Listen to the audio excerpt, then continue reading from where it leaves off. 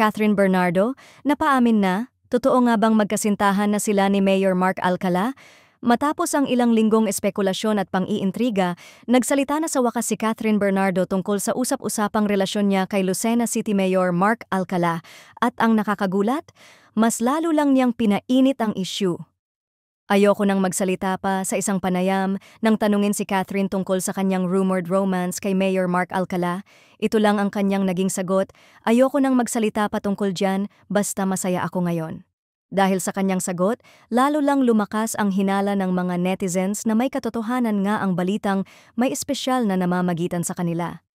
Marami ang nagtataka kung paano naugnay si Catherine kay Mayor Mark Alcala, isang public servant na malayo sa showbiz. Ayon sa mga chismis, madalas daw silang makita na magkasama sa ilang pribadong events. May mga insiders gaya ni OG Diaz na nagsasabing matagal na raw silang may komunikasyon. Si Mayor Alcala raw ang nagbigay ng bagong sigla sa puso ni Catherine matapos ang breakup kay Daniel.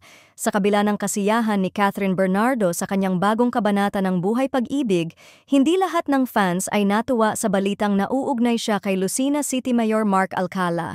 Bagamat walang diretsong kumpirmasyon mula sa dalawa, tila hindi na rin itinanggi ni Catherine ang tunay na estado ng kanyang puso. Ang tanong, magiging opisyal na ba ang Catherine Mayor Mark Love Team?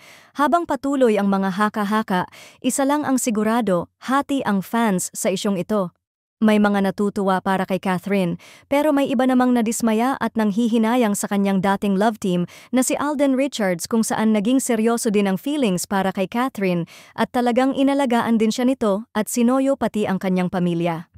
Marami naman ang naghahangad ng kaligayahan ni Catherine Bernardo at sana ay wag nang masaktan pa uli.